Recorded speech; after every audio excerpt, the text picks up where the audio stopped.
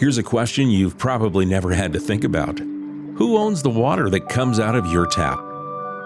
Before we go any further in our story and into this podcast series, let's pause and unpack that. The world of water is full of terms, laws, and jargon that can get confusing fast. So we want to make sure you understand the basics before we dive into the issues ahead. Because in Tehachapi and across California, water isn't just something that flows from a faucet. We're talking about the balance between nature, policy, and the people who depend on both. Join us as we explore this balance in this episode of Follow the Water. Here's where some interesting terms come into play. There's the wet water, the actual physical water available for use, and then there's paper water, the legal right to use that water. You can hold a legal right to water even if there's no wet water available. That's where things get complicated and where the courts had to step in. You've probably heard people toss around the term acre-foot.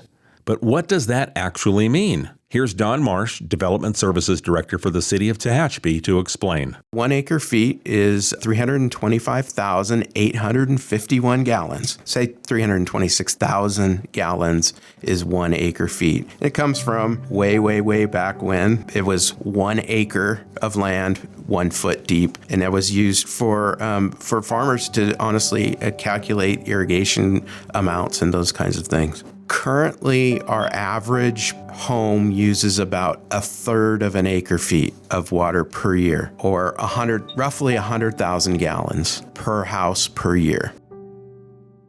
100,000 gallons. That's like filling 100,000 milk jugs every year for just one house. Sounds like a lot, right? But believe it or not, that number used to be even higher. Years ago, the kind of average normal head number that we would use is a half an acre foot. And houses that have been built in the last couple of years, the actual usage is down around 0.25 acre feet per year. So it continues to drop as efficiencies improve, landscaping particularly improves, and people's just general conservation practices get better. In other words, we've gotten better at using less. We've learned to stretch every drop. So, if we're getting more efficient, why are water issues still such a big deal?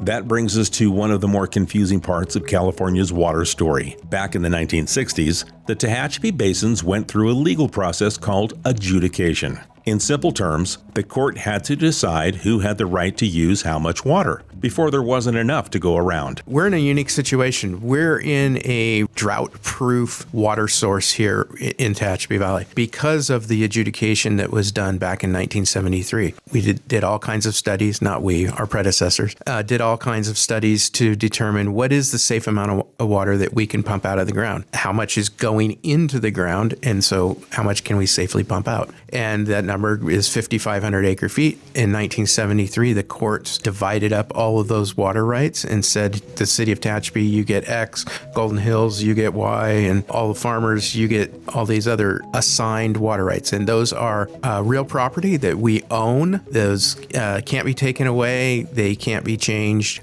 Our water basin is extremely healthy, and there's no issues with us ever running out of that water.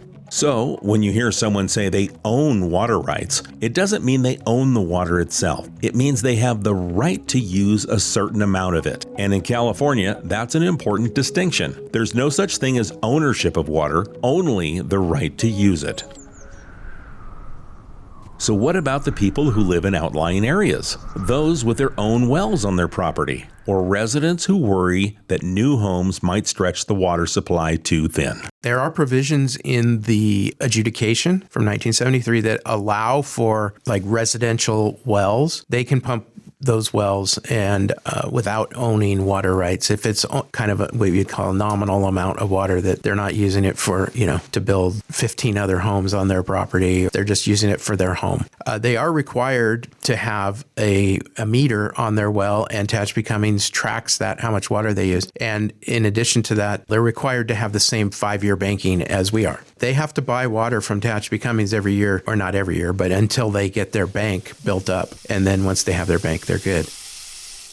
and for those concerned about growth. We don't use 100% of the water rights that we own, and we're constantly looking to acquire additional water rights. The existing residents here and commercial uses, we have plenty of water for them, and that water never runs out because it's constantly being replenished every year with snow and rain, and that water is secure. There's no question about whether we're going to have it next year or 10 years or 20 years or 50 years from now. That water will be there forever.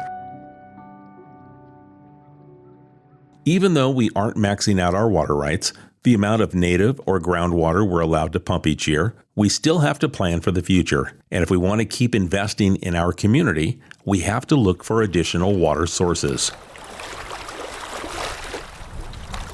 Here's where SWP, the State Water Project, comes back into play. Remember this term from earlier episodes? This is imported water that supports more than 2/3 of California's population.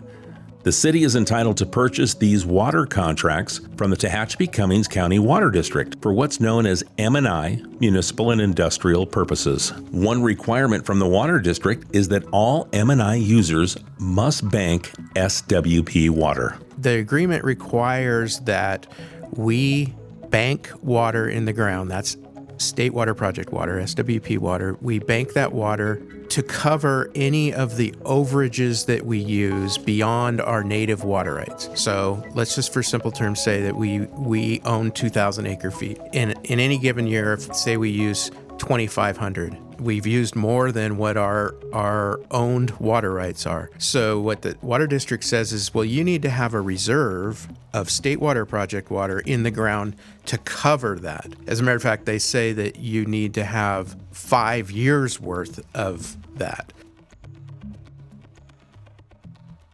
This is another layer in many complexities of water management across the Tehachapi-Cummings County Water District and its agencies. And while it may sound technical, it's an important piece of how water is tracked, stored, and shared among local users. So let's recap. We've learned to conserve, we've gotten smarter about efficiency, but water is still a shared, finite resource, managed through rights set decades ago. And those rights shape everything from local farming to new housing projects and how we plan for the next drought. Because when it comes to water in Tehachapi, the question isn't just how much we have, it's who has the right to use it. Stay tuned for the next episode of Follow the Water as we meet the dedicated team responsible for supplying that steady stream of water to your homes day and night.